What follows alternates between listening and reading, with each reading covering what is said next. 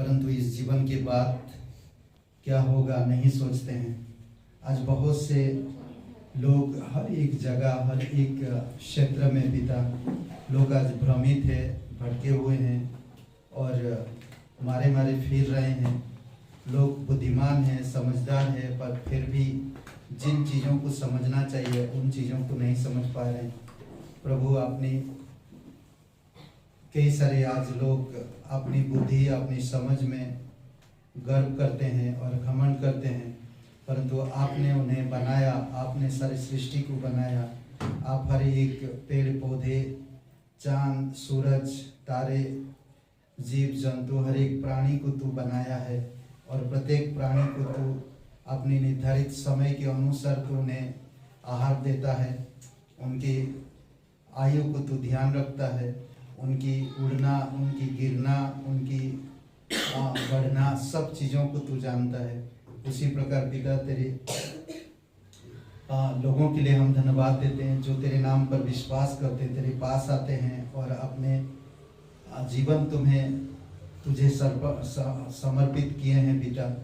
ऐसे लोगों को हम धन्यवाद देते। धन्यवाद हमारे पास्टर टीचर लोगों के लिए पिता, जो प्रार्थना करते हैं, जो हमारे लिए तैयारी करते हैं, जो हमेशा वचन को हमारी तक पहुंचाने के लिए वो हमेशा तत्पर रहते हैं। धन्यवाद उनके जीवन के लिए पिता। अलग अलग मिशनरी, अलग अलग पास्टर, लीडर्स, धन्यवाद देते हैं प्रभु। आपकी सामर्थ्य में, आपकी अगुवाई में काम करे, आप सहायता करो पिता। जीवित और पराक्रमी परमेश्वर, धन्यवाद देते प्रभु। हम सच्चे हृदय से, नम्रता पूर्वक पिता हम तेरे पास आते हैं। आज स्वर्ग से आप हमारे हृदय से, हमारे मन से बातें करो, क्योंकि हम जानते हैं कि तू जीवित परमेश्वर है और तेरा वचन जो जीवित है और हमारे हृदय में जब जाता है तो वो हमारे अंदर जीवन लाता है। प्रभु यीशु, हम प्रार्थना करते हैं, शांति, आपकी अनुग्रह, आपके प्रेम में भरपूर करिए पिता। आज हमें कुछ सीखने में मदद करिए प्रभु, कि हम सीख सके, हमारे विश्वास को हम कैसे बढ़ा सके। आप हमारी मदद करिए पिता। तू जीवित और पराक्रमी परमेश्वर है। तू प्रत्येक लोगों से प्यार करता है, तू कभी किसी का पक्षपात नहीं करता है। प्रभु, हम धन्यवाद करते जो तेरे शरण में आता, जो तुझे अपना जीवन समर्पित करता, जो त्याग पूर्वक तेरे राहों पर, तेरे मार्ग में चलता, आप उसे कभी भी निराश होने नहीं देते। प्रभु, हम प्रार्थना करते हैं, आप सहायता करो, आप मदद करो। धन्यवाद हमारे देश के लिए पिता। इस देश में प्रभु तेरी शांति और तेरा प्रेम दीजिए पिता। जो भी पद अधिकारी लोग हैं पिता, हम प्रार्थना करते हैं, पीएम से लेकर छोटे कर्मचारी तक प्रभु यीशु मसीह, हर एक राज्य के सीएम तक पिता, हम प्रार्थना करते हैं कि तू उस जगह पर रखा है उन्हें, आप उन्हें ईमानदार और बुद्धि और समझ के साथ काम करने में आप मदद करो पिता। पिता, हम प्रार्थना करते हैं हमारे देश में आज जिस प्रकार लोग आज ढीठ होते जा रहे हैं, विरोधी और गलत विचारों में झूठ का सहारा लेकर जीवन जी रहे हैं, घूसखोरी पिता, और कई सारे मर्डर और गलत ईर्षा रख के लोग जी रहे हैं प्रभु। हम प्रार्थना करते हैं कि आपकी कृपा दृष्टि, आपकी अनुग्रह रहे। प्रदेश के लिए प्रार्थना करते हैं पिता, इस प्रदेश में तेरी शांति और तेरे अद्भुत अनुग्रह हो पिता। तू दयालु और करुणा करने वाला परमेश्वर प्रभु, आप सहायता करो, आप मदद करो पिता। हर एक जिला, हर एक कस्बा, हर एक शहर के लिए प्रार्थना करते हैं, आपकी अद्भुत योजना को पूरी करना पिता। और तेरे कलीसिया के लिए प्रार्थना करते हैं, तेरे कलीसिया में अद्भुत लोगों को लेकर आना पिता, जो समर्पित जीवन जी सके, जो विश्वास में बढ़कर आगे पर प्रभु विश्वास में लोगों को ला सके, जो वाकई में तेरे पुनरुत्थान और तेरे अद्भुत कार्य को समझ सके और उस कार्य के आधार पर वो जीवन व्यतीत कर सके। आप सहायता करो, आप मदद करो पिता, आपकी इच्छा अनुसार आप अगुवाई करो। जीवित और पराक्रमी परमेश्वर, धन्यवाद देते हैं। अभिषेक करो इस सभा को पिता, हमारे हृदय को, हमारे मन को स्थिर करो पिता, कि हम तेरे वचन को समझ सके। आपके प्रकाशन में आप हमें बढ़ाओ प्रभु यीशु। धन्यवाद देते हैं, तेरी पवित्र आत्मा की सामर्थ से आप बातें करो पिता। धन्यवाद देते इस समय को पिता, इस सभा के लिए धन्यवाद देते। जो भी बातचीत हो, स्तुति, आराधना, गीत, प्रभु यीशु मसीह प्रार्थना करते हैं कि हम दिल से, सच्चे मन से, संपूर्ण हृदय से तेरी महिमा कर सके और तेरे वचन से हमें भर देना पिता, ताकि हम स्थिर रह सके, हम आपकी तरह सोच सके, हम आपकी तरह पवित्र जीवन जी सके, हम आपकी विश्वास में चल सके। पिता धन्यवाद देते, तेरी स्तुति महिमा करते हैं। अभिषेक करो इस समय को, तेरी आत्मा के द्वारा एनॉइंटिंग करो पिता, प्रत्येक हृदय आत्मा को अभिषेक करो पिता। धन्यवाद देते हैं, यीशु नासरी के नाम से मांगते हैं, आमीन।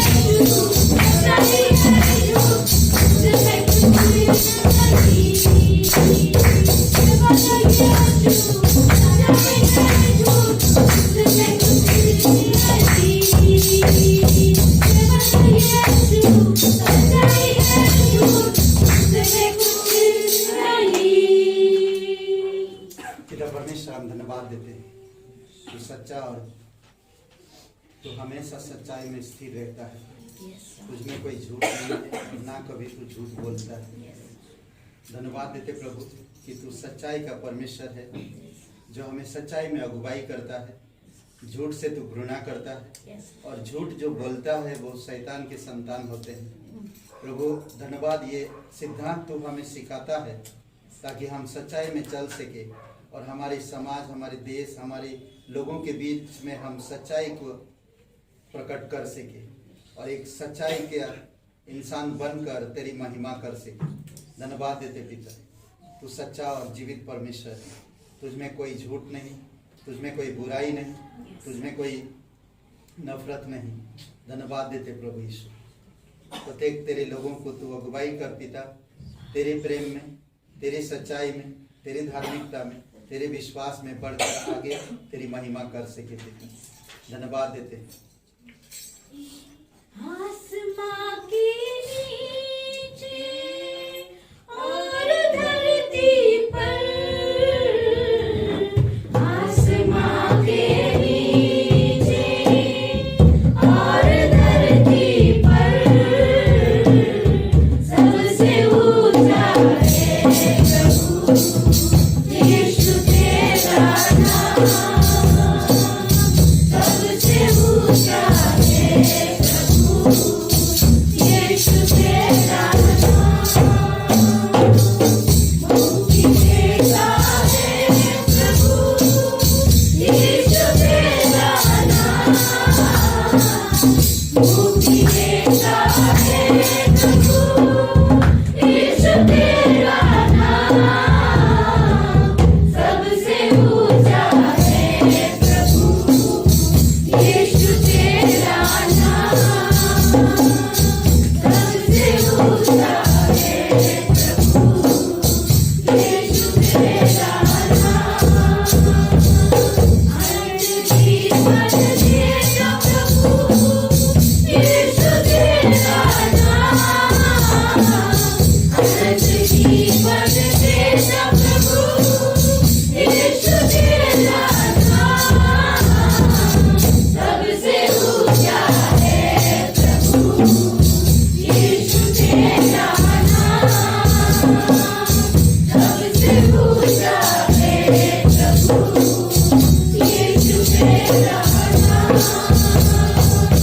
आप क्षमा तू देता प्रभु यीशु तेरा नाम, आप क्षमा तू देता प्रभु यीशु तेरा नाम, सबसे ऊंचा है प्रभु यीशु तेरा नाम,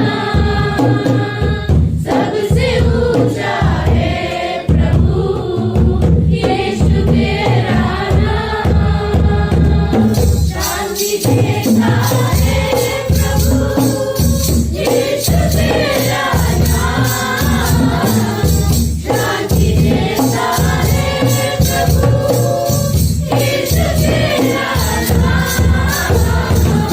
सबसे ऊंचा है प्रभु यीशु तेरा नाम, सबसे ऊंचा है प्रभु यीशु तेरा नाम, पवित्र आत्मा देता प्रभु यीशु तेरा नाम, पवित्र आत्मा देता प्रभु यीशु तेरा नाम, सबसे ऊंचा है प्रभु यीशु तेरा नाम, सबसे ऊंचा है प्रभु यीशु तेरा नाम, आसमां के नीचे और धरती पर, आसमां के नीचे और धरती पर, सबसे ऊंचा है प्रभु यीशु तेरा नाम, सबसे ऊंचा है प्रभु यीशु तेरा नाम, सबसे ऊंचा है प्रभु यीशु तेरा नाम। धन्यवाद प्रभु यीशु मसीह, सबसे ऊंचा तेरा नाम। तू हमें अनंत जीवन दिया, तू हमारे पापों को क्षमा किया है, तू हमें पवित्र आत्मा दिया है, तू अपना मन दिया हमें, तू अपने राज्य में हमें रखा, तेरे परिवार में तू हमें रखा है, तू हमारे लिए घर बना रहा है। धन्यवाद प्रभु यीशु। आज हम स्थिर रहते हैं, आज हम धीरज धरते हैं, आज हम प्रभु तेरे इंतजार करते हैं कि तू एक दिन आएगा और हम सभी के साथ हमारी दुख, हमारी दर्द, हमारी तकलीफ को तू एक दिन हमेशा के लिए हमसे हमेशा के लिए दूर करेगा। प्रभु हम धन्यवाद देते आपके महान प्रेम के लिए, धन्यवाद देते आपकी उस महान संपूर्ण कार्य के लिए जो आपने क्रूस पर किया। आज हम उस पर भरोसा कर सकते हैं, आज हम तेरे वचन पढ़कर हम अपने आप को स्थिर कर सकते हैं, धीरज के साथ हम तेरी बाट जो सकते हैं। आज प्रभु हम तेरे विचार, तेरे बुद्धिमत्ता में, तेरे अनुग्रह में हम आज पढ़ सकते हैं, क्योंकि यही मौका है आज पिता, जितने करीब आज हम तेरे रहेंगे उस दिन आने वाली राज्य में हम उतना करीब आपके पास रहेंगे।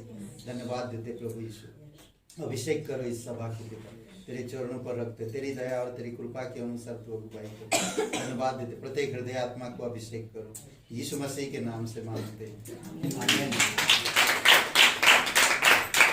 ग्रेस कलीसिया में आप सभी का स्वागत है। और हमारे बीच में आज कोई पहली बार है, कोई नहीं है। संगीता जी यहाँ पर आज पहली बार है, जोरदार तालियां उनके लिए बजाइए। और आप सभी लोगों को मालूम है हम लोग मंगलवार को क्या करते हैं, उपवास प्रार्थना बहुत जरूरी है अभी। और आने वाली दिसंबर में घर घर आप बुलाए या ना बुलाए, हम घर घर जाके प्रार्थना करेंगे। और ये मैं जबरदस्ती करूँगा अभी, आप बुलाए घर पे हो या ना हो, हर दिन हफ्ता में 4-5 दिन घर घर में जाके प्रार्थना करना। नहीं होंगे तो तालाब तोड़ के हम घर पे अंदर जाएंगे। एनीवे प्रार्थना करेंगे, क्योंकि बहुत जरूरी है प्रार्थना हमारे देश के लिए, हमारी समाज के लिए बहुत जरूरी है। क्योंकि जिस तरह दिन आज आ रहा है, ये दिन बहुत खतरनाक और आने वाले समय में इसका सामना हर कोई करने वाला है। तो इसीलिए बहुत जरूरी प्रार्थना करें कि लोग मन फिराए, लोग पश्चाताप करें और परमेश्वर की ओर फिरे। ठीक है। और हर बुधवार को सभा लगता है यहाँ पर, और हर रविवार को स्कूल में। और आने वाले समय बहुत जल्दी क्रिसमस प्रोग्राम होगा, और जो भी तैयारियां हो रही बहुत अच्छा से हो रहा। और मैं उम्मीद करता हूँ कि आप क्रिसमस के लिए भी तैयार हैं, और बहुत खूबसूरत समय होगा। और जो भी आप देना चाहते हैं भाई जरिक प्रकाश जी को दे दीजिएगा, ठीक है, तो निर्धारित करके। ओके। और 2 संदेश होगा, जंग बहादुर थोड़ा संदेश देंगे और 15 मिनट में 15 मिनट दूंगा। ठीक है। आइए हम लोग भेंट के लिए प्रार्थना करते हैं। एक वचन पढ़िए, प्रेरितों के काम की किताब 4वां अध्याय और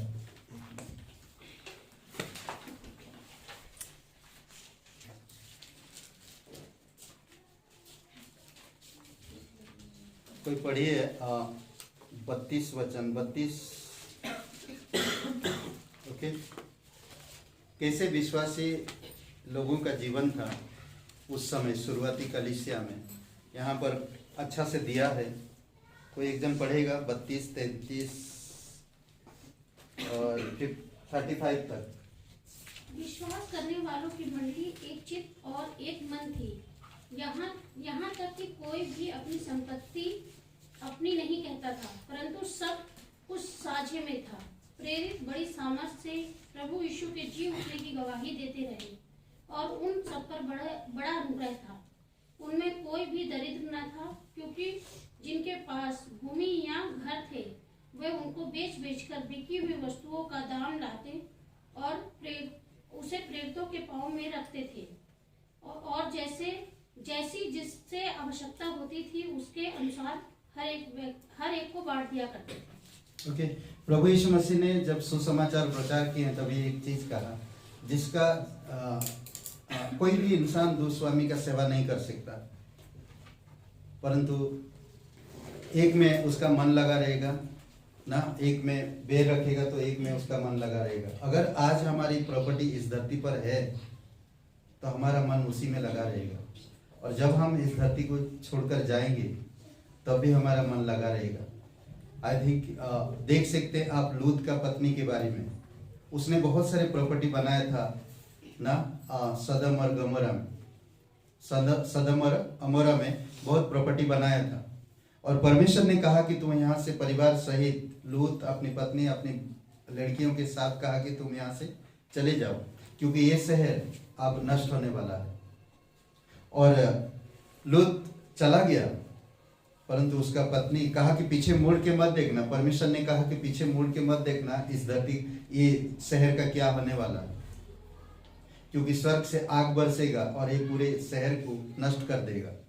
यहाँ पर कुछ भी नहीं उपजेगा। कहते हैं कि आज भी वहां पर कुछ भी उपज नहीं होती है उस शहर में। और लूत का पत्नी जब निकल गए थे तो वो पीछे मुड़ के देखी, परमेश्वर की कहने के बावजूद भी उसने परमेश्वर का कहना ना मानी, और क्या बन गया? नमक का खंभा बन गया। और आज भी परमेश्वर कहता है कि हम अपनी प्रॉपर्टी में इतने व्यस्त रहते हैं, उसको इतनी ख्याल रखते हैं कि एक दिन आप इस प्रॉपर्टी को छोड़कर जाना। तो ये शुरुआती जो कलीसिया के लोग थे परमेश्वर में इतनी समर्पित थे कि वो अपनी चीजें अपना नहीं समझते थे, परमेश्वर के लिए सब कुछ करने के लिए तैयार रहते थे हमेशा। कोई अगर खेत बेचता है तो पूरे पैसा लाकर परमेश्वर के प्रेरित लोगों के सामने रख देता। परमेश्वर आज हमें ऐसा नहीं कहता, पर आज आपके मन और आपके हृदय कहाँ पर है वो इम्पोर्टेंट। हम क्या संसार की प्रॉपर्टी में हमारा मन लगा हुआ है, तो इसीलिए सावधान हो जाइए। अगर हम कोई हमारी प्रॉपर्टी बेचते हैं और हम उसी में बिजनेस बढ़ाते बढ़ाते बिजनेस में चले जाते हैं और हम परमेश्वर को भूल जाते, तो ये अच्छी बात नहीं है। कहते हैं कि उस समय लोग परमेश्वर की राज्य के लिए, परमेश्वर की महिमा के लिए वो अपने चीजें अपना नहीं समझते थे, दूसरे को मदद करते थे। उस समय 2-2,500 साल पहले की बात है। उस समय लोग इतना प्रेरित थे, उस समय लोग इतना तैयार थे, उस समय लोग इतना परमेश्वर के लिए इतना देखते कि परमेश्वर कभी भी आ सकता। तो आज हम 2000 साल बाद रह रहे हैं, तो सोचिए कि परमेश्वर के आने का नजदीक कितना करीब, नजदीक के मतलब आने का कितने करीब है, कितनी करीब है। तो इसीलिए आज जिस तरह संसार दिख रहा है, अगर हम प्रॉपर्टी में, अगर हम अपनी जीवन अपनी चीजों में व्यस्त रखेंगे, तो एक दिन हम शायद नमक की खंभा भी बन सकते, मरते मरते मरते मरते बच निकलेंगे। इसीलिए हमें आज समर्पित जीवन परमेश्वर को दीजिए, परमेश्वर में राज्य के लिए, परमेश्वर की महिमा के लिए। आज एक क्रिसमस आ रहा, मैं सोचूं, प्लान करूं कि मैं 5 नए लोगों को बुला सकूं और मैं इस क्रिसमस में कुछ अलग करूं, मेरे परिवार में अलग करूं। सोचिए, परमेश्वर ब्लेसिंग करेगा। आइए प्रार्थना करते हैं। पवित्र, महान और सर्वशक्तिमान परमेश्वर पिता, तेरी दया और तेरी कृपा के अनुसार तू अगुवाई कर। सारा आदर, सारा महिमा हम तुझे देते हैं। अभिषेक करो इस कलीसिया को पिता, आने वाले समय में आत्मा को जीतने के लिए प्रभु प्रेरित करो और प्रत्येक भाई बहनों को तैयार करो पिता, कि आत्मा को जीत सके, एक पर्चा किसी को दे सके, यीशु के प्यार के बारे में किसी को बता सके। प्रभु, मेरे देने से अगर किसी का आत्मा नरक से बच जाता है तो मैं दूंगा। प्रभु, आप प्रेरित करो, आप अगुवाई करो पिता। धन्यवाद देते, तेरी स्तुति महिमा करते हैं, यीशु मसीह के नाम से मांगता भरोसे पर ना रहना, कल का भरोसा कभी ना करना। कल क्या होगा किसी ने न जाना, किसी ने न जाना। कल के भरोसे पर ना रहना, कल का भरोसा कभी ना करना। कल क्या होगा किसी ने न जाना, किसी ने न जाना।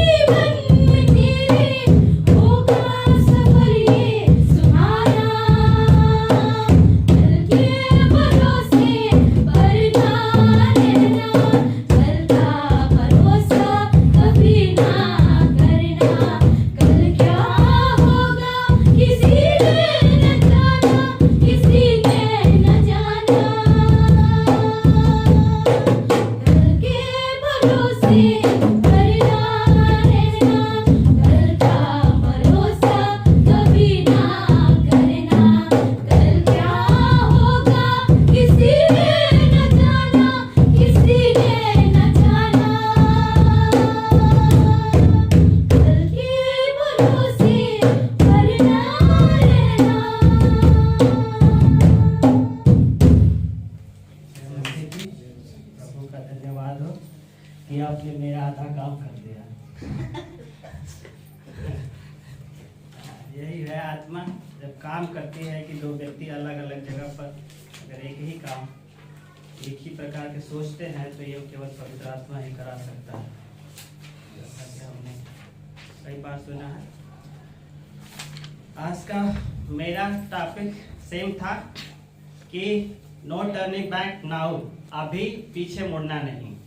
जैसा कि पहले ही हम बता चुके हैं कि इसको हिंदी में कि अब पीछे मुड़ना नहीं।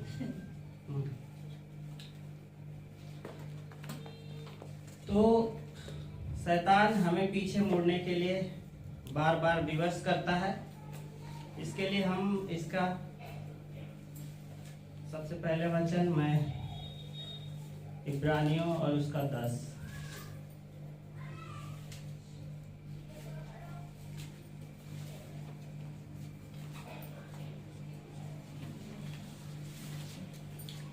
इब्रानियों 10 का 38।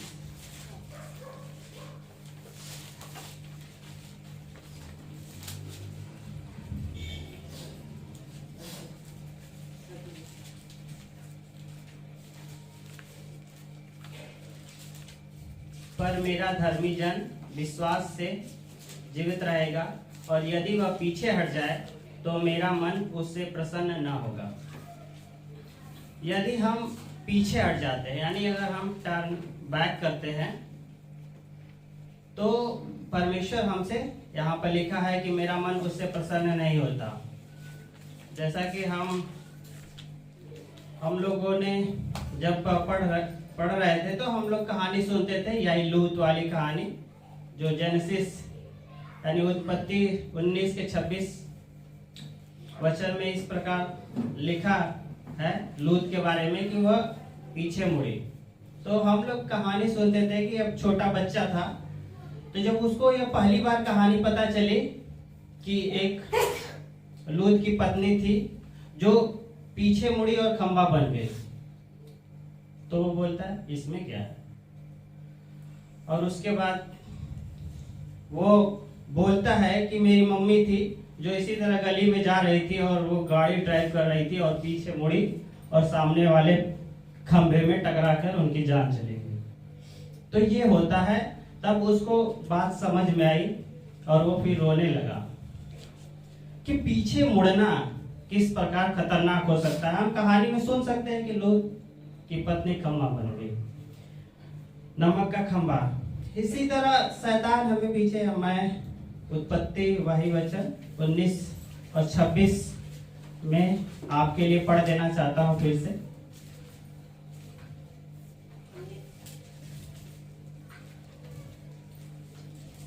लूत की पत्नी ने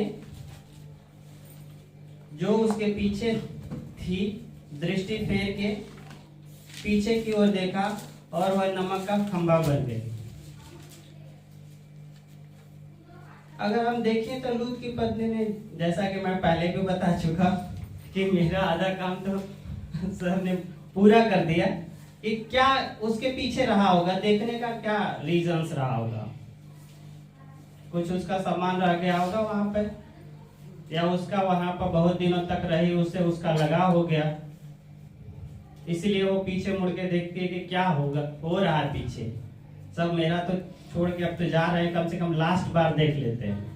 और लास्ट बार देखते समय, जैसा कि मैंने कहानी में बताया अभी, कि लास्ट बार थोड़ा सा ही तो देखिए, पीछे ही देखना तो है, क्या है, फिर तो चल ही जाना है। अब सब कुछ खत्म हो रहा है, देख लेते हैं क्या सीन है, क्या नजारा है। जिसको मैंने बनाया, अपना घर हो सकता है, उनका खेत हो सकते हैं, उनके फसलें हो सकती हैं, उनके गाय बैल हो सकते हैं, उनकी वहां पर जॉब हो सकती है, सब कुछ छोड़ के जाना है और लास्ट क्षण में हमें पीछे देखना है।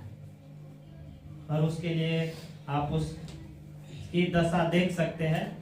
तो इसी तरह शैतान हमें अपने प्रलोभनों में फंसाता है कि हम पीछे देखें, और वह हर एक चाल, हर एक ट्रिक लगाता है कि ये पीछे देखें। मैं 3 बातें बताऊंगा। जैसे कि अगर हम शुरुआत में हैं, जैसे कि हम यात्रा शुरू कर चुके हैं मसीह में, आगे बढ़े हुए हैं, तो हमें किस प्रकार का प्रलोभन देता है? तो वह हमारे मन में यह बात डालता है कि हम अपने ट्रैक से हट जाएं। क्या होगा अगर तुम चले जाते हो, नहीं मानते हो, तो हर एक प्रकार कोई ना कोई चाल चलेगा। क्या आज ही नहीं जाते हो, अभी तो नए नए शुरुआत पे हो, तो कम ही जाना है, क्या ज्यादा सब कुछ करके करना है। अगर हम मिडिल में हैं, बस यदि हम शुरुआत में हैं, तो हमें तमाम प्रकार की संसार की बातों में उलझा के रखना चाहेगा कि हम उस पाथ को, उस गोल की ओर न जा सके। जैसे कि अगर हम कहते हैं कि पर्पस, हमारे पास एक पर्पस होना चाहिए। यदि मुझे यहाँ आना है, अगर मैं उस साइड से आता हूँ, हो सकता है रोड ब्लॉक हो, तो मैं दूसरे रूट से भी वहां जा सकता हूँ। लेकिन अगर आपका पर्पस ही नहीं है, चलो मैं आया था इसी तरह, अब ब्लॉक है तो अब चला जाता हूँ घर, तो शैतान यही करता है कि अगर आपका पर्पस, आपका गोल यीशु में, अगर आप यीशु को देख के आगे बढ़ रहे हैं उस लक्ष्य की ओर, तो आप एक मार्ग ब्लॉक होगा तो आप दूसरे के रास्ते से जाने की कोशिश कर सकते हैं, तीसरे, अगर दूसरा भी ब्लॉक है तो तीसरे से। और हम लोग पढ़ते हैं कि एक पॉइंट पर पहुंचने के इनफाइनाइट रास्ते हैं, लेकिन आपका पर्पस सही होना चाहिए। यानी हमारा पर्पस यीशु में, हमारा एक तरह से लक्ष्य है कि हमें आगे बढ़ना है, हम उसके प्रार्थना में आगे बढ़ना है, उसके कार्यों में आगे बढ़ना है, तो हमारा लक्ष्य सही होना चाहिए। दूसरा, यदि वह आप प्रभु के साथ मिडिल में, यानी मिडिल पाथ, मिडिल में यात्रा है, यानी आपने कुछ सालों से हैं, कुछ समयों से प्रभु यीशु में हैं, तो वो आपको देता है, इससे क्या होगा? वो इस प्रकार की प्रलोभन देता है कि इससे क्या होगा, तुम्हारा लाइफ यही है, बस केवल प्रार्थना करना, केवल प्रभु में, बाकी जिंदगी का क्या होगा? तो इस तरह का प्रलोभन देता है कि हमारा, तुम्हारे जीवन का कोई काउंट नहीं है। अगर तुम केवल प्रार्थना में, केवल चर्च की बातें जानते हो, केवल संसार में नहीं है, तुमने कुछ सीखा नहीं है, तो आपका लाइफ बेकार है। थर्ड, तीसरी बात है, यदि आप प्रभु के साथ उस लक्ष्य के करीब हैं, आपने बहुत ज्यादा आगे हैं, छोटी छोटी बातें आपको भरमा नहीं सकती, तो आपके लिए तीसरा है, वो आपकी गलतियों को गिनाता है। तुमने तो चोरी की थी उस समय। हर एक व्यक्ति के मन में इस प्रकार के विचार आते होंगे, जो बहुत आगे प्रार्थना करते हैं, बहुत बढ़ चुके हैं, रोज पढ़ते हैं, लेकिन उनकी गलतियां, उनके जीवन में जो घटित हुई होंगी पास्ट की चीजें, उनको याद दिलाता है और बार बार यह प्रेरित करता है कि हम पीछे मुड़ के जाएं, पीछे देखें। तो वो हमारी क्या हाईलाइट करता है? गलती, और जो हमने पिछले पास्ट में कर रखी है। लेकिन हमें चौकन्ना रहना है और हमें इससे कहना है कि प्रभु यीशु ने हमारे पापों के लिए मारा गया है, वह हमारे पुराने पापों को माफ कर चुका है, या आने वाले पापों के लिए भी माफी के लिए वो बलिदान हो चुका है। और मैं इसके लिए फिर दूसरा तीमुथियुस 1:7 पढ़ सकते हैं। तीमुथियुस की पत्री हर एक व्यक्ति को, मुझे लगता है अगर जो मेरी उम्र के हैं या मुझसे छोटे हैं, उनके लिए तो दोनों पत्रियां पढ़नी बिल्कुल जरूरी है। आप चाहे 10 बार पढ़े, 20 बार पढ़े। जवानों के लिए तो खासकर है। 1:7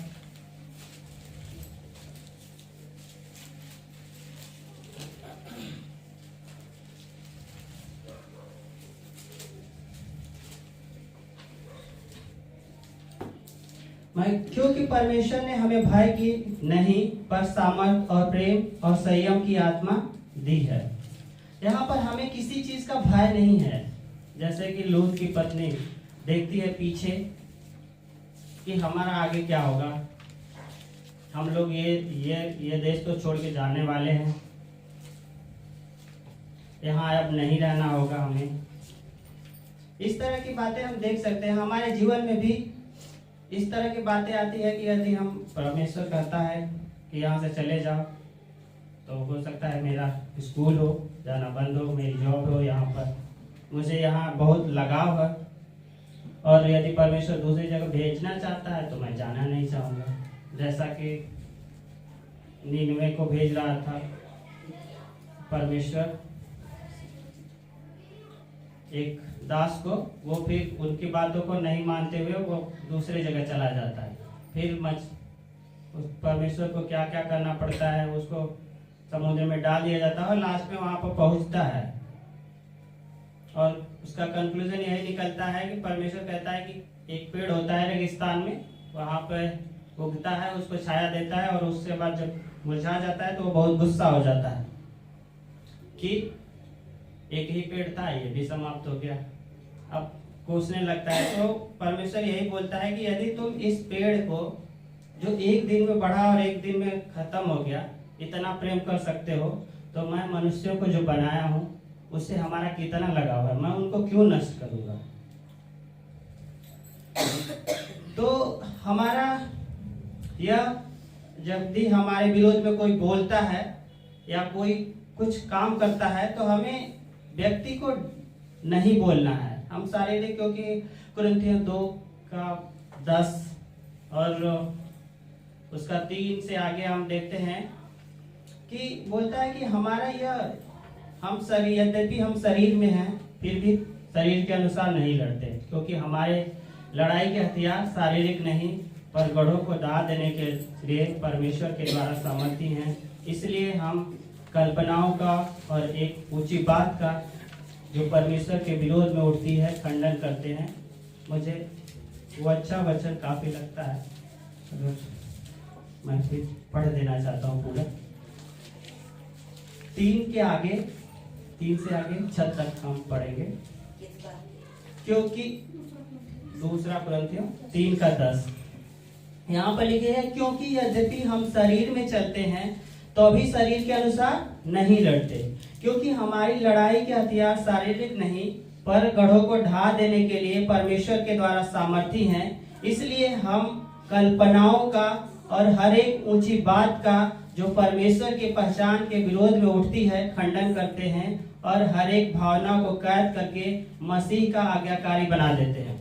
यहाँ पर हमारे विचार में, हमारे मन में भी बहुत समान प्रकार की भावनाएं उठती है, लेकिन यहाँ पर वचन बताता है कि हम उन प्रकार की भावनाओं का खंडन करते हैं। जो हमारे इमोशंस, जो हम फील करते हैं, जो हम लगाव महसूस करते हैं, उन्हें हमें उन पर ध्यान नहीं लगाना है, उनका खंडन करना है, और हर एक भावना को कैद करके मसीह का आज्ञाकारी बनाना है। वहां पर यही बोला गया था कि आपको पीछे नहीं देखना है, आपको वहां से निकल जाना है लूत की पत्नी, लेकिन फिर भी वो पीछे मुड़ती है।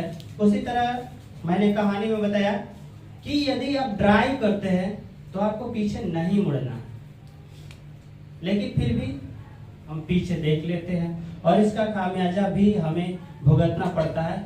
और मैंने 3 बातें बताई कि आप जब शुरुआत में हैं, दूसरा जब आप मिडिल पाथ में यीशु के साथ आगे बढ़ रहे हैं, तीसरा जब आप उस लक्ष्य के करीब हैं, उस समय वह किस प्रकार आपकी गलतियों और आपकी कमजोरियों को याद दिलाता है कि आप उस जो दौड़ में आप जीतने ही वाले हैं, अब तक पहुंचने वाले हैं। पौलुस उसको बोलता है, मैंने उस लक्ष्य को, यानी उस लक्ष्य की ओर मैंने अपनी यात्रा पूरी कर ली है। लेकिन हम लोग अभी इस हालत में हैं, हम यह नहीं बोल सकते कि मैंने परमेश्वर में अपनी यात्रा पूरी कर ली है। तो हमें अभी परमेश्वर के हथियार बांध के उसके साथ आगे बढ़ना है।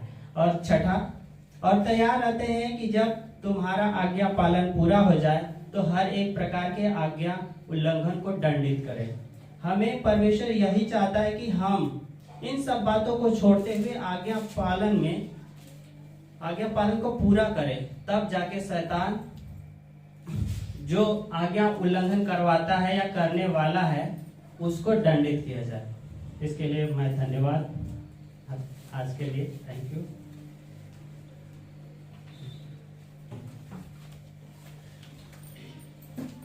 थैंक यू प्रभु यीशु मसीह, एक बार फिर हम आपके सम्मुख हैं पिता परमेश्वर, हम लोग स्वामी परमेश्वर बहुत बार, हम में से कुछ लोग स्वामी परमेश्वर आपके साथ चलने वाले हैं, हम में से बहुत सारे लोग स्वामी परमेश्वर नए हैं जिन्होंने अपनी यात्रा की शुरुआत की है स्वामी परमेश्वर, और बहुत सारे लोग हैं जो स्वामी परमेश्वर यात्रा के करीब पहुंचने वाले हैं। लेकिन प्रभु यीशु, हम प्रार्थना करते हैं शैतान हमारे मनों में, हमारे जवान जितने लोग हैं स्वामी परमेश्वर, उनके अंदर बहुत प्रकार की भावनाएं उठती हैं और बहुत प्रकार के क्वेश्चंस उठते हैं कि क्या सांसारिकता हमारे लिए बेहतर है या परमेश्वर जो हमें हर बातों से रोकना चाहता है। लगता है कि हमारी फ्रीडम ही खत्म हो चुकी है।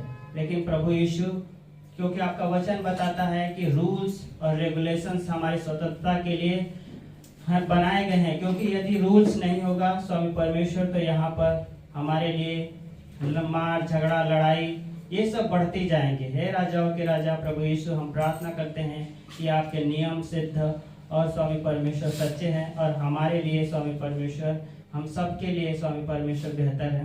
हे पिता परमेश्वर, जो इस प्रकार की बातों में उलझे पड़े हैं स्वामी परमेश्वर, हम प्रार्थना करते हैं कि ऐसे उलझनों से स्वामी परमेश्वर आप उनको समझ दीजिए ताकि वो निकलने पाए। हे राजाओं के राजा प्रभु यीशु, आपका सामर्थ्य स्वामी परमेश्वर भरा हाथ सबके जीवन के ऊपर हो स्वामी परमेश्वर, ऐसा हम प्रार्थना करते हैं। राजाओं के राजा, आपने प्रार्थना सुने, इसके लिए हम आपका धन्यवाद देते हैं। मानते हैं अनुग्रह प्रभु यीशु मसीह के मीठे और पवित्र नाम में, आमीन। एडी क्या? ये अभी का बल्ब एलईडी नहीं एलईडी नहीं, एडिशन है थॉमस एल्बर्ट एडिशन। नाम भी खतरनाक है, खतरनाक काम भी किया है। ओके, प्रार्थना करते फिर हम लोग चलते हैं। पिता परमेश्वर प्रभु यीशु मसीह, हम धन्यवाद देते हैं, आपकी स्तुति महिमा करते हैं। जीवित परमेश्वर, जीवित वचन के द्वारा तू बातें करता है और तेरी आत्मा के द्वारा तू परिपक्व करता है और अगुवाई करता है। तू शिक्षा देता है और उस शिक्षा में जो सीखते हैं और बढ़ते हैं तो उन्हें सफल भी करता, प्रतिष्ठित करता और उनके जीवन के द्वारा बहुतों को ब्लेसिंग लेकर आता है। धन्यवाद देते प्रभु यीशु, तेरी स्तुति महिमा करते। अभिषेक करो इस समय को, यीशु मसीह के नाम से मांगते हैं, आमीन। ओके, हम लोग देख रहे हैं बल्ब ना जलता है। आज बहुत काम है और कितने साल कभी बनाया था जानते हैं? कौन सा सदी में? हाँ, मुझे भी याद नहीं है। हाँ, याद है? 18th सेंचुरी में ना 19th सेंचुरी में ना 17th सेंचुरी में? कब? क्या पढ़ते हैं आप लोग? एनीवे, उसने एक छोटा गरीब घर में पैदा हुआ था, जानते हैं ना? उसकी कहानी सुने। गरीब घर में पैदा हुआ था और पढ़ने के लिए उसके पास कोई उपलब्ध नहीं था, फिर भी उसने पढ़ाई की। सीखना था, उसको सीखना था। कई बार कोशिश करने के बावजूद भी वो नहीं कर पा रहा था। वो सीखा और फिर वो बनाया। हर एक इंसान आज सीखता है फिर वो बनता है। जब तक आप सीखेंगे नहीं तब तक आप बनेंगे नहीं। कई बार बोलते पवित्र आत्मा मेरे अंदर घुस जा और मुझे बड़ा बना दे, नहीं होता है, सीखना पड़ेगा। यीशु मसीह 3 साल तक सिखाया, 3 years कंटिन्यूसली। 12 बोलते ना, 12 चेलों को सिखाया, 12 डिसाइपल उसने तैयार किया, उनको शिक्षा दिया। उसमें से एक धोखा देगा ये भी जानता था, फिर भी उसने शिक्षा दिया। आज तभी हम बल्ब को देख पा रहे हैं, एडिशन के कारण ना, उसकी शिक्षा, उसकी मेहनत, उसकी लगन के कारण आज हम उसका नाम ले पा रहे हैं। यीशु मसीह वो मेहनत किया, शिक्षा दिया, स्वर्ग छोड़कर आकर इस धरती पर सिखाया कि विश्वास कैसे करोगे, तुम्हारा विश्वास कैसे होगा, तुम विश्वास में कैसे चलोगे, तुम विश्वासी जीवन कैसे होगा। ये सारी चीजों में यीशु ने शिक्षा दिया। आज जो मैं बताऊंगा वो थोड़ा समय के लिए है, ज्यादा नहीं। यहाँ पर एक पेपर लगा हुआ, देख रहे हैं कितना सुंदर पेपर है। क्या लिखा है? मस्त लगता ना, गॉडली फैमिली। गॉडली फैमिली, यहाँ पर 5 बातें 5 अर्थ को दर्शाता है। एक अच्छे परिवार, आत्मिक परिवार या परमेश्वर की परिवार अगर बनना है तो ये 5 चीजें हैं जो हम देख सकते हैं। प्रेम है, वैल्यू है, त्याग है, मदद है, जिम्मेदारी है। पर कौन परिवार में करता है? अपनी अपनी जिम्मेदारी निभा नहीं पाते तो परिवार का जिम्मेदारी क्या निभाएंगे? लव में, प्रेम में ट्रस्ट है। प्रेम हमेशा भरोसा रखता है।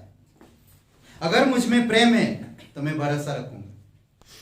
अद्भुत है नहीं? फिर बताता वैल्यू, रिस्पेक्ट, एक दूसरे का रिस्पेक्ट कर रहे हैं। कुछ भी बोलते हैं, कभी कभी एक एक परिवार में हम देखें कुछ भी बोलते हैं, एक दूसरे का कोई रिस्पेक्ट ही नहीं है, तो हम कैसे सीख पाएंगे? जब मेरे परिवार में मेरे अपनों से मेरा रिस्पेक्ट नहीं तो मैं बाहर वालों से कैसे मैं रिस्पेक्ट करूंगा? How can possible? कैसे हो सकता है? नहीं हो सकता। करेक्ट। तीसरी बात हम देखते हैं सैक्रिफाइस, त्याग, कमिटमेंट, एक दूसरे में कमिटमेंट। सोचिए, समर्पित और एक बोलते ना, क्या बोलते? प्रतिबद्ध। कमिटमेंट को क्या बोलते? कहाँ है अंग्रेजी बोलते? कमिटमेंट क्या बोलते? त्याग और कमिटमेंट। भले मुझे कुछ हो या ना हो, मैं त्याग पूर्वक इस काम को पूरा करूंगा। ये मेरे एक क्या बोलते कि संकल्प, दृढ़ संकल्प, साहस के साथ, त्याग पूर्वक, तो वो परिवार मजबूत होगा, वो परिवार आत्मिक होगा। ग्रेस नहीं, वो ग्रेस चाहते हैं, ग्रेस नहीं, दया नहीं, प्रेम नहीं है, कुछ भी बोल रहे हैं, नॉट गुड, वो अच्छा नहीं है। जब आप रिस्पेक्ट एक से करोगे तो तब आप रिस्पेक्ट मिलेगा, इसलिए नहीं हो पाता। प्रभु यीशु मसीह हर चीज का शिक्षा दिया, वैल्यू दिया, सिखाया, समझाया। नेक्स्ट आता है हेल्पफुलनेस, एक दूसरे को हेल्प कर रहे हैं, रिलेशनशिप, एक दूसरे का रिलेशनशिप है, उसको याद रखते हैं, उसको समझते हैं, कभी भी किसी भी बातें नहीं बोल देते। वो समझ पाए कि मेरी फादर है, मेरी मदर है, मेरे ब्रदर है, मेरे छोटे भाई बहन है, मेरे बड़े भाई बहन है, रिस्पेक्ट है और एक रिलेशनशिप है उनके अंदर ना। लास्ट में कहता है रिस्पॉन्सिबिलिटी, जिम्मेदारी है, आपस में एक दूसरे की जिम्मेदारी है।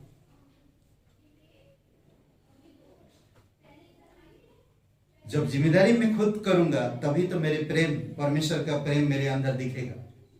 तो कहता कि परमेश्वर, लव फॉर गॉड, और इसमें कहता है कि जो जिम्मेदारी हम उठाते हैं वाकई में वो सच में परमेश्वर से प्यार करते हैं, वो सच में परमेश्वर से प्यार करते हैं, क्योंकि ये सारी चीजें होता है, भरोसा रखते हैं, आदर करते हैं, निर्णय लेते हैं या रिश्ते को कभी भूलते नहीं है। यही है परमेश्वर का प्रेम। अद्भुत है, समझ रहे? मैं कहाँ चला गया? एनीवे, मैं और कुछ बोलने वाला, फिर कभी कभी पवित्र आत्मा बातें करता है ना। विश्वास के विषय में यीशु की शिक्षा, हर कोई यह सीखता है और फिर बढ़ता है। एक गॉडली फैमिली कैसे बढ़ेगा? एक गॉडली फैमिली कैसे होगा? एक विश्वासी कैसे बढ़ेगा? करेक्ट। तो प्रभु यीशु मसीह इसका शिक्षा दिया है कि वो कैसे बढ़ेंगे, कैसे बड़ा होएंगे। मैं चाहता हूं कि मेरे परिवार गॉडली बने, पर एक दूसरे को हम रिस्पेक्ट नहीं कर रहे, एक दूसरे को हेल्प नहीं कर रहे, एक दूसरे को मदद नहीं कर रहे, वो हेल्दी नहीं होएगा। वो परिवार हमेशा तनाव होगा, हमेशा चिल्लाना होगा, हमेशा एक दूसरे पर उंगली उठाना होगा, हमेशा ये चीजें होएगा। अगर 12 चेलों में से देखें, कई बार हुआ है, 12 चेलों को जब शिक्षा दे रहा था, जब यूहन्ना की माता जी आकर बोला कि प्रभु तेरे जब राज्य आएगा तो मेरे बेटे दोनों तेरे दाएं और बाएं, सब लोग भड़क उठे, गर्म हो गए सब लोग। कई बार हम ऐसा सोच होता है। आज एक चीज ध्यान रखिए, अगर आप विश्वास करते हो परमेश्वर पे, आप विश्वास है, आप विश्वास करते हो, तो पौलुस बहुत अच्छा एक सिद्धांत देता, पौलुस एक अच्छा विश्वासियों को एक शिक्षा देता है कि मैं कैसे विश्वास में बढ़ूंगा, कैसे बढ़ूंगा ना। वो कहता है, एक खूबसूरत बात कहता है इसमें, रोमियो का 10 और वचन 17 में कहता है कि विश्वास हमारा कैसे बढ़ता है? सुनने से। सुनना क्या? सुनना क्या? समझ रहे? अगर मैं इसे सुनता हूं, रोज में पढ़ता हूं, उसकी शिक्षा पर ध्यान देता हूं, मैं स्वयं सीखता हूं, तो एक दिन ये वचन आपके अंदर बहुत प्रभावशाली होगा और काम करेगा। समझ रहे हैं? हम यीशु मसीह के शिक्षा की, विश्वास के विषय में यीशु किस प्रकार की शिक्षा दिया, हम देखते हैं।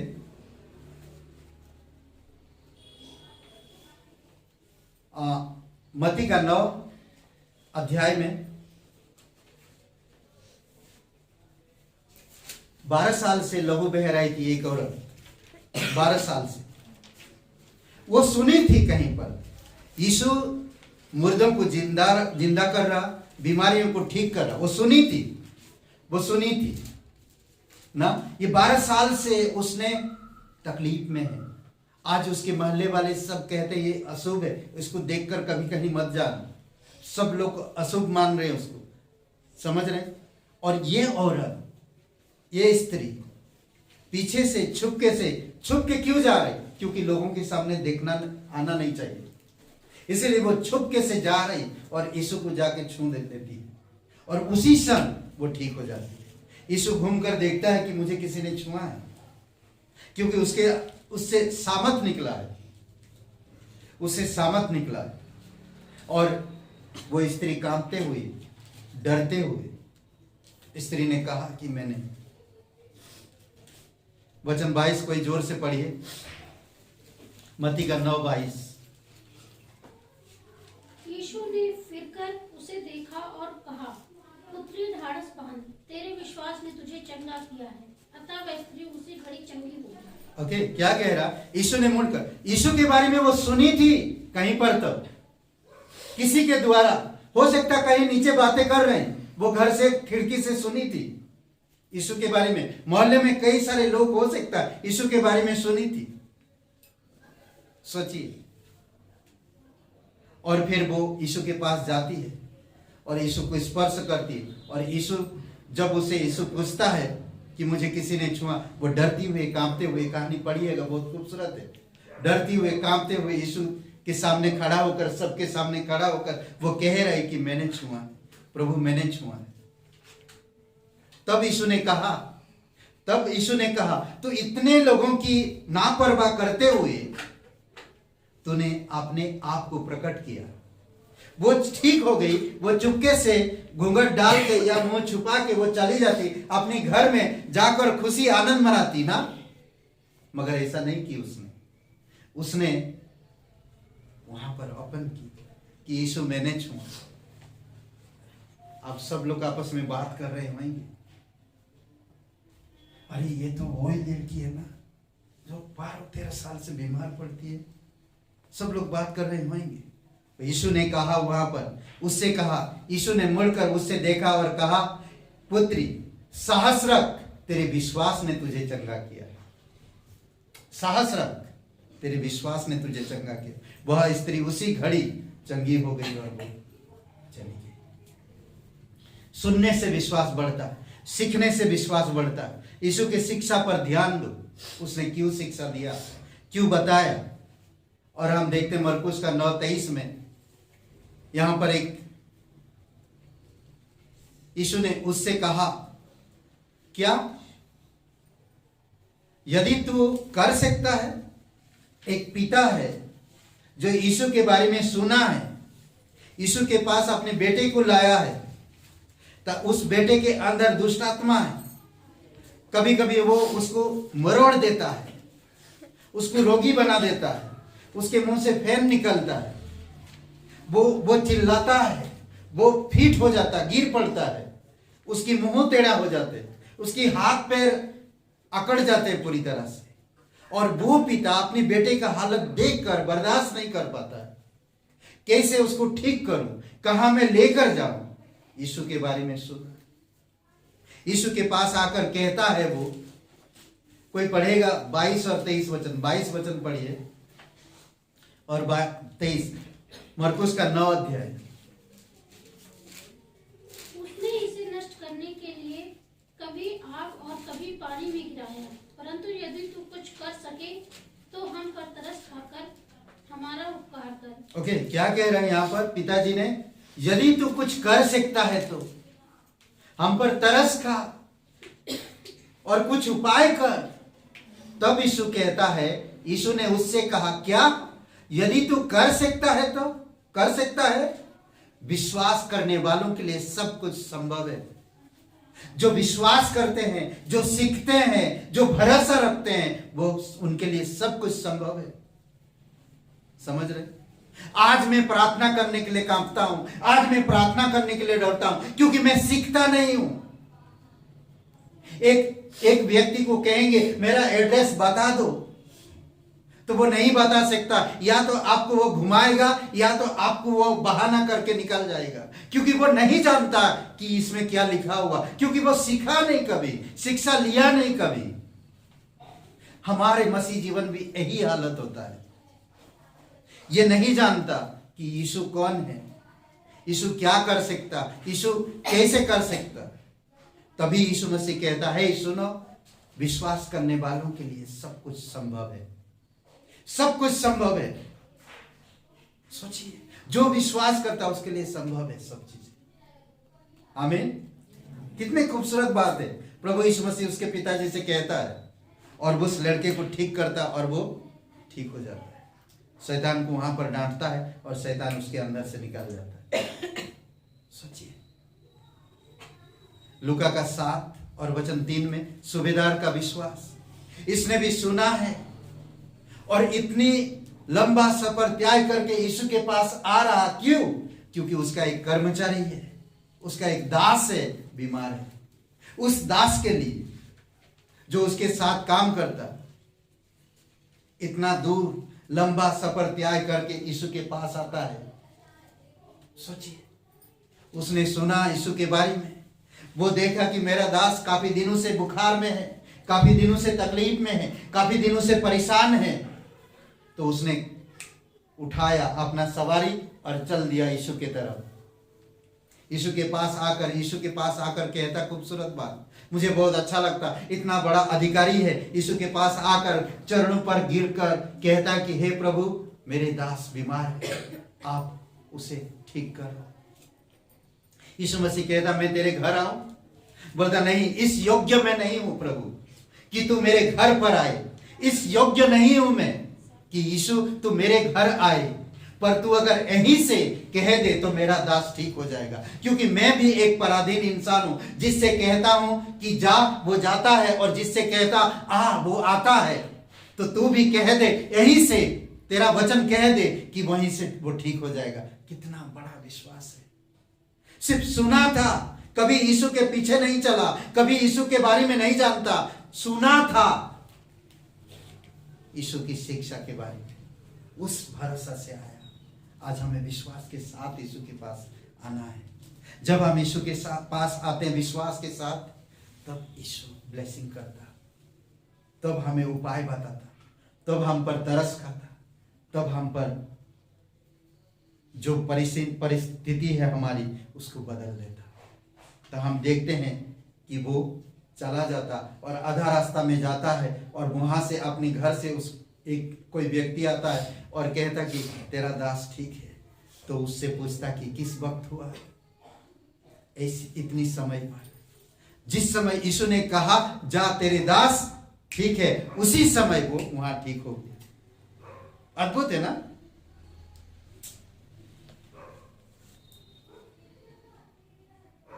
लूका का 9 अध्याय वचन 50 में यीशु के चेले आकर यीशु के पास आकर कहते हैं कि प्रभु यीशु के पास आकर कहते हैं, यीशु ने उनसे कहा, क्या कहते हैं, कोई तो प्रभु जो दुष्ट आत्मा को निकाल रहा तेरे नाम से। तो यीशु मसीह क्या कहता, देखिए खूबसूरत बात कहता कि यीशु ने उनसे कहा, उसे मत रखो, क्योंकि जो तुम्हारे विरोध में नहीं वह तुम्हारी ओर है। मत रोको, जाने दो, करने दो जो कर रहा है। तुम्हारे विरोध में नहीं है ना, करने दो। जो हमारे विरुद्ध में नहीं करने दो उन्हें, जो कर रहा। मुझे विश्वास है, मुझे सीखना है, मुझे जानना है, मुझे भरोसा रखना है यीशु पर, और मुझे उसकी रिस्पॉन्सिबिलिटी को समझना है कि वो मुझे क्यों बुलाया, वो मुझे क्यों चुना, मैं क्यों आज परमेश्वर का संतान हूं ना। मुझे जानना है, मुझे समझना है। लूका का 8 अध्याय यहां पर देखेंगे 48 से 50 में। यहां पर एक सरदार है, मतलब एक बोलते ना कि एक याजक, क्या बोलते कि एक सरदार का बेटी जो बीमार रहती है और यीशु के पास ही जाता है, और यीशु के पास जाकर कहता है कि प्रभु यीशु मेरे घर पे चल, मेरी बेटी बीमार है, और यीशु चल देता है, और उसको रास्ता में और कोई मिल जाता तो उसको चंगाई करने लगता। तो इस बेटी बीमार जब है, कोई पढ़ेगा 48 से लेकर 50 तक, 8 का, लूका 8। उसने उससे कहा, बेटी तेरे विश्वास ने तुझे चंगा किया है, पढ़िए, आगे पढ़िए। कुशल से चली जा। वह यह कह ही रहा था कि किसी ने राजनालय के सरदार के यहाँ से आकर कहा, तेरी बेटी मर गई, गुरु को दुख न दे। यीशु ने यह सुनकर उसे उत्तर दिया, मत डर, केवल विश्वास रख तो वह बच जाएगी। ओके, यीशु मसीह ये बातें सुना तो सरदार के घर से कोई आकर उसे कहा कि आराधनालय के सरदार को कि अब प्रभु यीशु मसीह को दुख देने की जरूरत नहीं, बुलाने की घर पे जरूरत नहीं, क्योंकि तेरी बेटी खत्म हो चुकी है, अब मर चुकी है, दुख मत दे। तो यीशु कहा उसे, घबरा मत डर, केवल विश्वास रख तो वह चंगी हो जाएगी, वो ठीक हो जाएगी। और हम देखते हैं कि वो उनका घर पे जाता है, और यीशु और उसकी माता पिता और याकूब और यूहन्ना को साथ लेकर रूम के अंदर जाते और लड़की को कहता उठ, और वो उठ जाते और कहता है इसे कुछ खाने दो, और ठीक हो जाते। अद्भुत है ना। यीशु मसीह हर एक जगह पे सिखाया कि कैसे तुम भरोसा रखोगे, कैसे तुम विश्वास करोगे, कैसे तुम्हारा भरोसा और विश्वास कैसे होना चाहिए। हर जगह पे सिखाया, हर समय हर पल हमें सीखने की जरूरत है। आज जो इंसान सीखता वही इंसान समझ पाता कि मैं परमेश्वर में कहां पे हूं। समझ रहे? आज हम दुनिया में इतने बड़े बड़े लोग हैं, हम देखते हैं शिक्षित लोग हैं, क्यों आज इतनी ऊंचाई पर है? क्योंकि वो लोग मेहनत किए, वो त्याग पूर्वक सीखे। कभी कभी 48 घंटा, 8 घंटा, 10 घंटा पढ़ाई किए उन्होंने, रात रात जाग कर पढ़ाई की, उन्होंने सैक्रिफाइस की, उन्होंने उसकी जिम्मेदारी उठाई, उन्होंने उस चीज को, उन चीजों को त्याग किए जो अपनी लालसाओं में या अभिलाषाओं में फंसा रहा था। उन चीजों को त्याग किए, उन चीजों को हटाएं, तभी वो इतना सक्सेस हो पाए, नहीं तो नहीं हो सकता। समझ रहे? आज बहुत सारे लोग हैं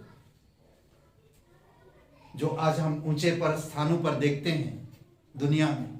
क्यों? वो लोग सैक्रिफाइस किए, वो लोग पढ़ाई किए, वो लोग अपनी दोस्तों को छोड़ दिए, वो लोग कई सारे चीजें त्याग दी हैं। मुझे डॉक्टर बनना है तो मुझे दोस्ती नहीं, मुझे डॉक्टरी पढ़ाई करना है।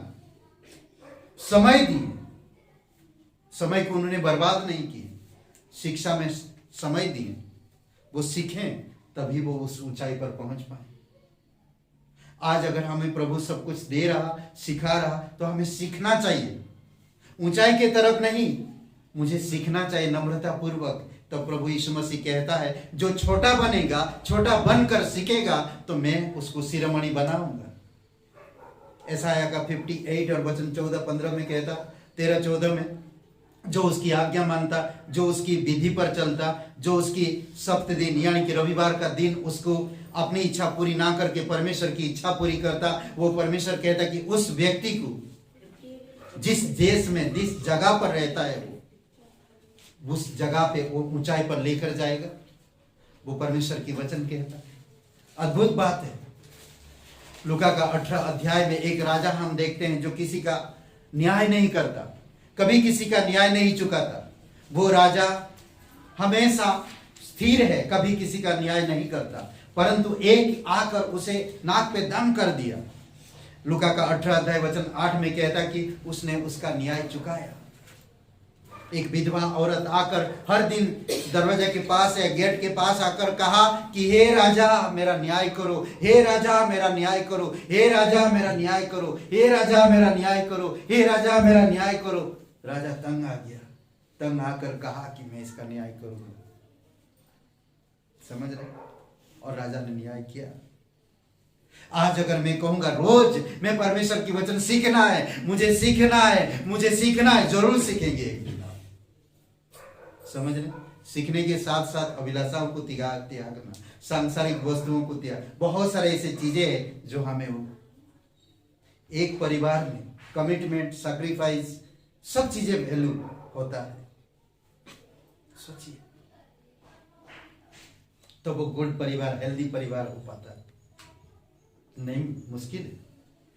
8 वचन में कहता है, इसमें बहुत खूबसूरत बात कहता है, अगर हम परमेश्वर के लोग हैं,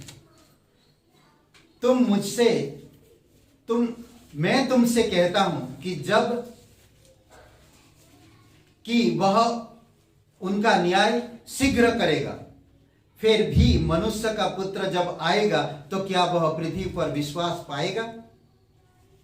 क्या इस पृथ्वी पर विश्वास पाएगा? सोचिए, क्या हम विश्वास में हैं? क्या हम सैक्रिफाइस विश्वास है? क्या बलिदान पूर्वक विश्वास है? क्या हमारी जिम्मेदारी है या नहीं? ये चीजें सोचिए। यूहन्ना 6वां अध्याय 28-29 में कहता, इसीलिए उन्होंने उससे कहा, परमेश्वर के कार्य करने के लिए हम क्या करें? यीशु मसीह से कह रहे हैं, पूछ रहे हैं, हम परमेश्वर के कार्य करने के लिए हम क्या करें? यीशु मसीह ने क्या कहा? हे तुम मेरे पीछे आओ, मैं तुम्हें काम दूंगा? नहीं, यीशु ने ऐसा नहीं कहा। यीशु मसीह ने क्या कहा? यीशु मसीह ने कहा, जो परमेश्वर ने जिसको भेजा है तुम उस पर विश्वास करो। क्या कहता? 29 में देखिए, इस प्रकार कहता है, यीशु ने उत्तर देते हुए उनसे, वह परमेश्वर का कार्य यह है कि जिसे उसने भेजा है तुम उस पर विश्वास करो। हमें इस पर विश्वास करना, जिसने भेजा है। मेरे पास ये पहुंचा, मेरे पास किसी ने वचन लाया, मैं कभी गया क्रिसमस के प्रोग्राम में, मैं वहां पर वचन सुना और मैं विश्वास किया और परमेश्वर ने मेरे जीवन में अद्भुत काम किया। कई सारे कलीसिया में लोगों को हम देखें, कहीं ना कहीं पर वो सुने थे, सुनने के बाद परमेश्वर पे विश्वास किए। विश्वास करने के बाद हम उनके जीवन को आज देखते हैं। कई सारे लोगों के जीवन में हम देखे, कहीं ना कहीं सुने थे, किसी ने हमें से पर्चा देकर चला गया, किसी ने मुझे से पर्चा देकर चला गया, मुझे कोई बताया नहीं। मैं उस समय हिंदी नहीं पढ़ सकता था, परंतु मेरे पास था, तोड़ मड़ोड़ के जैसा जैसा पढ़ना था पढ़ा वो पर्चा, और पढ़ के उसके लास्ट में एड्रेस था, और वो एड्रेस में मैंने गया और मैं जाकर देखा कि वहां पर परमेश्वर के लोग हैं, एक दूसरे के लिए प्रार्थना कर रहे हैं, देश के लिए प्रार्थना कर रहे हैं, आपस में प्रेम है, शांति है। मैं जाने लगा रविवार, फिर मैं विश्वास में आया। सोचिए, थोड़ी समय के लिए सोचिए, विचार करिए, किसी ने बताया। इसीलिए प्रभु यीशु मसीह कह रहा ना कि परमेश्वर पे भरोसा रखो। परमेश्वर का काम यही है कि उस पर तुम विश्वास करो, वो जिसको भेजता है उस पर तुम विश्वास करो। किसको भेजा उसने? यीशु मसीह। इसीलिए यीशु मसीह कहता ना, अद्भुत बात कहता, यूहन्ना का 11 अध्याय वचन 25 और 26 में, पुनरुत्थान और जीवन में ही हूं, बिना मेरे द्वारा तुम, पुनरुत्थान और जीवन में ही हूं, जो मुझ पर विश्वास करता मर भी जाए तो भी वो जिएगा, परंतु जो जिंदा है और मुझ पर विश्वास करता है अनंत काल तक नहीं मरेगा। क्या कितना बड़ा प्रतिज्ञा है। आज अगर हम विश्वास कर रहे हैं, अगर मैं मर भी जाता हूं तो भी मैं जीऊंगा, अगर मैं जिंदा हूं और यीशु पर विश्वास कर रहा हूं, और यीशु अगर एक दिन आ जाएगा तो हम बादलों पर जाकर मिलेंगे, कभी मैं मरूंगा नहीं, क्योंकि परमेश्वर जीवित है। और जो परमेश्वर पे भरोसा रखता वो हमेशा जीवित रहेगा। समझ रहे? इसीलिए यीशु मसीह विश्वास के बारे में शिक्षा दिया। आप विश्वास को बढ़ाओ। आपका घर पे आपके लोग भरोसा रखे आप पर। आप सोचो कि आपकी माता पिता, आपकी भाई बहन आप पर विश्वास करे, आप पर भरोसा रखे, आपसे प्रेम करे। जब घर ही में मुझसे कोई प्रेम नहीं कर रहा तो मैं बाहर से कहां से प्रेम मिलेगा? तो कई लड़का लड़कियां आज बिगड़ चुके हैं। इसीलिए केयरफुल रहो, विश्वास रखो। परमेश्वर ने यीशु को भेजा है। एक दूसरे का आदर करो, एक दूसरे का सम्मान करो तो सम्मान मिलेगा, आदर मिलेगा। एक दूसरे को रिस्पेक्ट करोगे तो परमेश्वर आपका रिस्पेक्ट करेगा। एक दूसरे को सींचोगे तो परमेश्वर आपको सींचेगा। एक दूसरे को उठाओगे तो परमेश्वर आपको उठाएगा। अद्भुत तरीका से। अगर मैं किसी को गिराने का दिल रखता हूं, अगर मैं किसी घर को तोड़ने का दिल रखता हूं, अगर मैं किसी के साथ अनबन रखता हूं तो परमेश्वर भी मेरे साथ वही करेगा। सब कुछ जानने के बावजूद भी हम परमेश्वर के लोग होकर हम दया, प्रेम, अनुग्रह नहीं दिखा पाते। क्यों? मैं कैसे परमेश्वर का परिवार का सदस्य बन सकता? मैं कैसे गॉडली परिवार बन सकता हूं? इम्पॉसिबल, नहीं हो सकता, क्योंकि मैं विश्वास नहीं करता हूं, मैं भरोसा नहीं रख रहा हूं। मैं प्रेम करता रहा हूं परंतु एक दूसरे पर भरोसा नहीं है। सावधान। यीशु मसीह शिक्षा दिया है, आप उस शिक्षा पर भरोसा रखो, सीखो। परमेश्वर आपको बढ़ाएगा, शिरोमणि बनाएगा। आइए प्रार्थना करो। पवित्र, महान और सर्वशक्तिमान परमेश्वर पिता, धन्यवाद देते हैं, तू जीवित परमेश्वर है।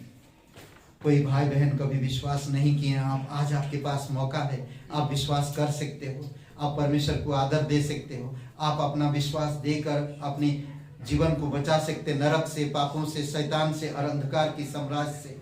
अगर आप बचाना चाहते हो तो मेरे साथ अपने हृदय में, अपने मन में ये प्रार्थना कर सकते हो। सबकी आंखें बंद है, सबकी सर झुकी हुई है। अगर आप प्रार्थना करता मन में प्रार्थना करिए, जोर से करने की भी जरूरत नहीं। अगर आप मन में करते हो तो परमेश्वर आपकी मन की बातें जानता है। अगर आप प्रार्थना करना चाहते, उद्धार पाना चाहते, नया जीवन पाना चाहते, अनंत जीवन में प्रवेश करना चाहते, ज्योतिमय राज्य में आना चाहते, तो मेरे साथ ये प्रार्थना को दोहराइए। कहिए, हे यीशु, मैं जानता हूँ मैं एक पापी इंसान हूँ, मैं खुद को नहीं बचा सकता। मैं धन्यवाद करता, तू मेरे पापों के लिए क्रूस पर जीवन दिया, कब्र में गया, तीसरे दिन मरे हुए में से जी उठा।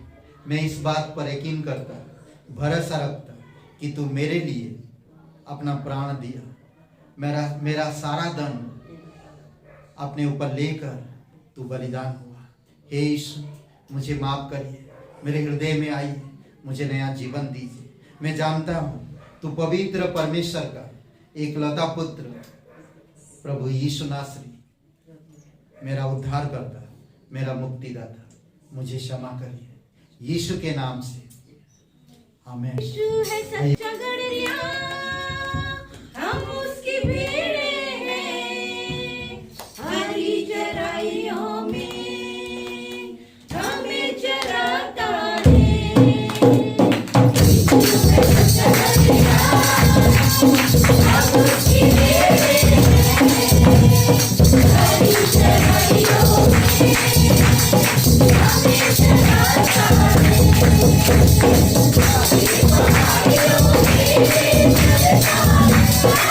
है।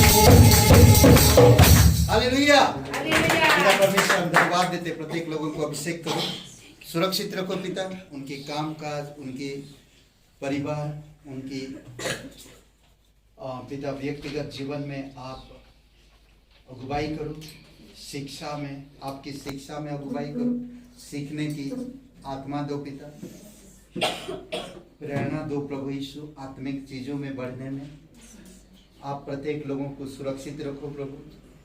तेरे वचनों को जब पढ़ते हैं तो आपकी आत्मा के द्वारा समझने की शक्ति को प्रदान करो पिता, और पिता जो सुनते हैं उस पर भरोसा रखे, तेरे वचनों पर भरोसा रखे, तुझ पर भरोसा रखे, तेरे शिक्षा में बढ़ सके आप सहायता करो प्रभु। जीवित और पराक्रमी परमेश्वर, धन्यवाद देते, प्रत्येक लोगों को सुरक्षित रखो, बच्चे बड़े सभी लोगों को प्रभु तेरे अनुग्रह में, तेरे प्रेम में, तेरी शांति में, तेरी सुरक्षा में बनाई रखो पिता। धन्यवाद देते प्रत्येक भाई बहनों को, प्रत्येक लोगों को प्रभु। प्रार्थना करते हैं दिशा के लिए, उसे शक्ति सामर्थ्य दो प्रभु यीशु, और उसे पूरी तरह से चंगाई रखो पिता। धन्यवाद देते प्रभु यीशु। प्रार्थना हमारे उद्धार करता सर्वशक्तिमान यीशु के नाम से मांगते हैं, आमीन आमीन। सबको आशीष मिले, बहुत बहुत धन्यवाद।